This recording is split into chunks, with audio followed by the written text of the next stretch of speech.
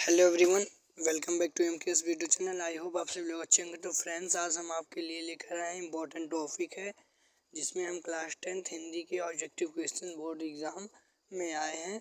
मतलब ये आपका क्या है, एग्ज़ाम पैटर्न के आधारित प्रश्न हम आपको इसमें हम सॉल्व कराएंगे। तो पहला प्रश्न है हमारा, देखते हैं।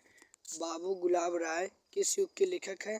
तो शुक्ल युग के लेखक है। फिर दूसरा हमारा, चिंतामणि किस विधा की रचना? तो चिंतामणि आपकी किस विधा की रचना है? निबंध है। फिर ठीक है। फिर गबन किसकी रचना है? गबन किसकी रचना? मुंशी प्रेमचंद्र जी की गबन रचना है। फिर अगला है चौथा, शुक्ल युग किस समय अवधि है? तो शुक्ल युग की समय अवधि क्या? 1919 से 1938 तक है। फिर नीड़ का निर्माण फिर किस विधा की रचना है? यह आपका है आत्मकथा है। फिर अगला प्रश्न है, प्रिय प्रवास किस युग की रचना है? तो प्रिय प्रवास जो है यह द्विवेदी युग की रचना है। ठीक है।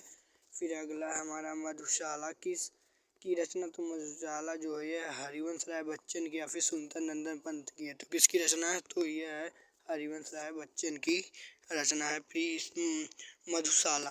फिर भारत भारती किसकी रचना? तो भारत भारती या मैथिली शरद गुप्त की रचना है। फिर अगला हमारा, सोहत ओढ़े पीठ पट श्याम सलोवन गात, मनो नील मणिशैल पर आपत प्रयोग प्रकाश। तो ये इसमें क्या है? उत्प्रेक्षा अलंकार है। ठीक है, आपको आई होप इतना आ गया होगा। फिर अगला हमारा, रोला रोला छंद में कुल कितने चरण होते हैं?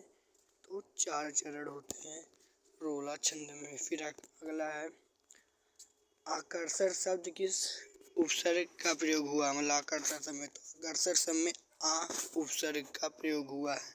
फिर अगला है हमारा, रचना के आधार पर वाक्य कितने प्रकार के होते? 3 प्रकार के।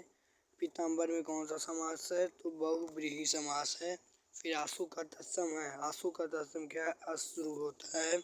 फिर अगर कृतवाचक वाक्य में किसकी प्रधानता होती है? तो कर्ता की होती है, कर्ता की प्रधानता। फिर ताभ्य शब्द में वचन एवं विभक्ति, तो चतुर्थी विभक्ति बहुवचन। फिर अगला, निम्नलिखित में से सर्वनाम है? तो क्या हुआ?